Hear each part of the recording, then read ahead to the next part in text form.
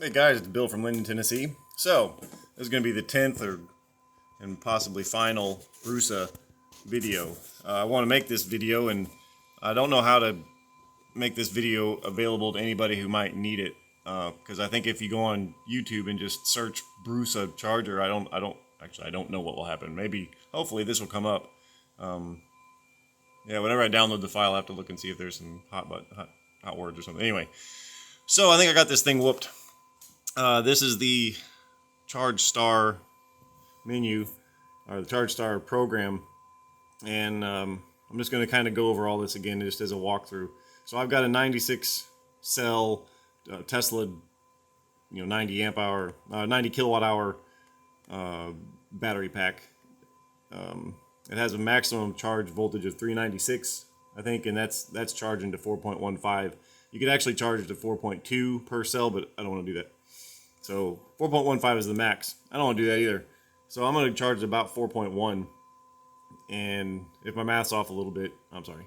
But I've kind of picked some round numbers just because it's nicer. Anyway, so the nominal battery voltage, that's this first line here. I've got set at 355. It really doesn't matter. I don't believe that has anything to do with anything. This battery voltage above, over here on the switch off immediately, if that's the one that causes you some trouble, in my brain, that means once it hits this voltage, if it hits this voltage, then just shut this thing off totally. So what I would want to do is set this at 400. That's roughly 4.2 volts per cell or something like that. Anyway, but that's the voltage that if it ever sees that, something happened internally, its internal monitoring system stopped or whatever. I want to stop. But if you set that at 400, it'll just never get above about 387. So I don't know, but that is what it is. That's just how it is. So set that high. Then on these sections, that's the part that we're mostly concerned about, how in the world to do this. I've got a whole bunch of sections in here just for the heck of it. I think I could get by with just one section, just have it to charge to 393.5 and be done with it. But I'm not gonna do it that way. This charger has the ability to sneak up on a voltage and get the maximum amount of amp hours in it. Because if you did that, if I did what I had just said with one stage, 393.5, and then stop, it would do it, and it'd go 393.5 and stop, and then once there's not amperage on the charging into the battery anymore, the battery voltage will drop, and it'll continue to drop, and at some point it'll drop below a threshold that it makes the charger turn back on again. So the charger is going from off to on to off to on to off to on. I don't know if that's good or bad for it, but since the charger has the ability to step its charge amperage down, I'm going to make it do that. I'm going to allow it to do that. So section 1 I've got set whenever the charger detects 392 volts going in, it's got a maximum charge rate of 15 amps. Now it won't ever do 15 amps.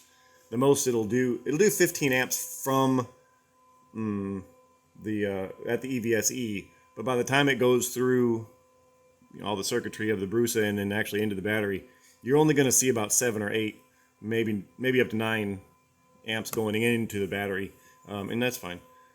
Or even, I think I saw 12 on the Orion. I'm not really sure. The current measurer on the Brusa may not be as accurate as the one in the Orion. At least I hope that's the case. But anyway, it'll do 390. It'll just charge at its the full ability that it can until it hits 392. Once it does hit 392, right here, I says so charge volt. Once it hits, it says proceed to the next section if charge voltage above 392. So once it gets to 392, it'll go into the next section. In the next section, I've got the max amperage step down to about 5. And it'll just continue to charge at 5 amps. By this time, the voltage will have dropped below 392. It'll be at 391.5 or something. But it'll just continue to stay in this 5 amp maximum amperage until it gets to the charging voltage of 3.934. Now I picked 3.934, that way whenever this falls back, it's going to fall back to about 3.928 or 27 or something. But once it hits 3.934, it'll go on to the next section. And then I've got it restricted to 1 amp. Maximum charging amperage is at 1 amp. So whenever the charger is on, my DC-DC converter is on. And, so it draws a certain amount of current to charge the battery, the 12 volt battery.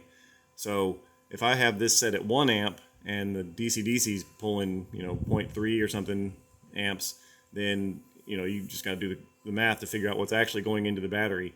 And it's going to sit there and do that small amount of amperage, sort of trickle charging it really, until it gets to 393.5. If that should happen, it'll get to 393.1,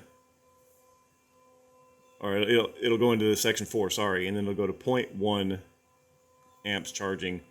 And by that time, the DC-DC converter is probably going to be pulling more power than that, and the Brusa may actually go into an error function at that point. I'm not sure, and it'll stop charging either way. If it doesn't go to an error because the DC-DC is pulling more than the Brusa is putting out, I don't know, whatever, 393.1. So we'll sit there and charge at 0.1 amp until it hits 393.1, and that'll take roughly forever. So, and then if it does happen to get 393.1, then it'll go into the fifth and final stage of, and it'll just have 0 amps until it, you know, I have it set at 393.5. But yeah, so that's what I've got it set at. And yeah, and in this case, and you know, if something happens over here and it continues to charge, once it hits 393.5, hopefully it'll just stop because section 6 has nothing. It'll error out, I hope, as a final thing. But it should never actually get past section 4 here, 0.1 amps, and it certainly never get past section 5 here because I'm asking it to not put out any amps. So it'll just sit there and trickle charge forever, which is fine.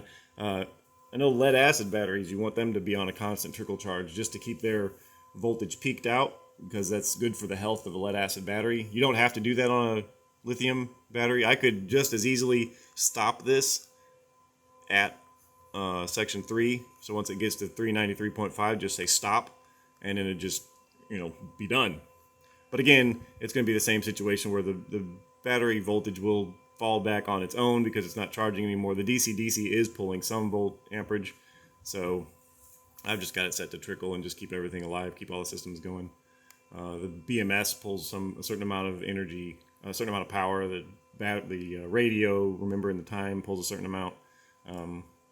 Yeah, and that's really it. So that is how you do a Brusa. Quick, brief summary for your battery nominal voltage up here. Just kind of set that at, you know, what your nominal voltage is.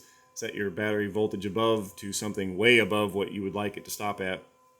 Come down here and then just come up with some different sections for how you want the thing to charge, and then have, you know, a possible final section that it can't possibly get past so that it never can actually overcharge. So now if we come over here, this is actual live data. This is coming through the hyper terminal, and since we're in profile section 2, go back over here. Profile section 2 says to charge at 5 amps until we get to 393.4. And also down here I'll have a yellow light solid, the 2 yellow lights solid telling me I'm in section 2.